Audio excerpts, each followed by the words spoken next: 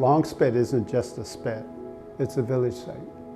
We would leave our guests there until it was time for them to come in and introduce themselves to our people. Long Spit is known to us as Whiffin Spit, and when I was young, Dad would come and pick up my grandmother over here in her little cabin. I might have been 8, and he would drive us down to Whiffin Spit, and we would walk all the way to Syosson Beach, and she would have her sack, her basket, her certain knives that she would be taking the creatures off of the rocks and the sea urchins, and her shovel, we'd dig some clams, and we'd just keep walking. And I mean, that's, for now that I think about it, for an 8-year-old, that was a long ways to go.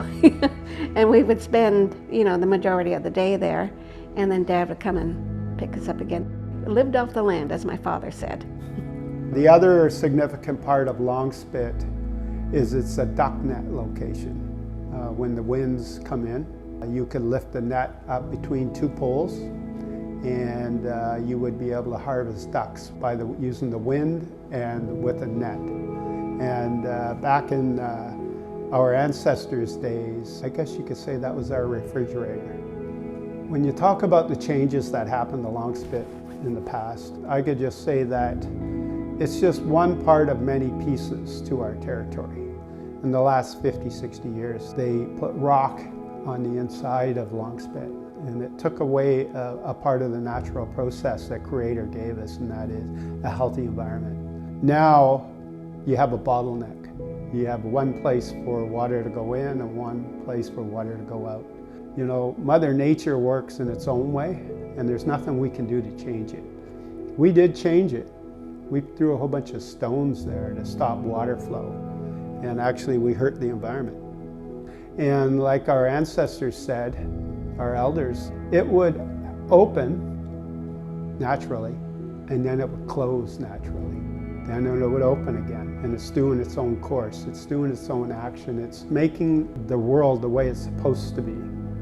And we intruded with that. If you go out on a low tide and you cannot harvest any clams, we're having a problem. So how do we fix that? I think it's going to take all of us. The ocean environment is being compromised. From my experience, I've lived there for over 40 years where I am, and I walk to Whiffin Spit along the beach, and the bluffs have come away at least 40 feet from when I first moved there. It's amazing, the erosion of the bluff. With the eelgrass, which is really important to the environment, how much is that being disturbed if a sailboat comes into the harbor and puts its anchor down, and it flows back and forth for a couple of days, going back and forth? How much area does it wipe out of eelgrass? And if I times that by 100 sailboats, what is the impact on that? You're not harvesting eelgrass, but you're harvesting all that other bounty that comes with eelgrass, and how it's going to play a role of about many on how to heal an environment. There's so many things that have to all work together, or they don't work. But it's not too late, because we can, for another 100 years, we can enhance. And if we were to do that, it would heal. And it's going to take every one of us to do it. And that is the hard part.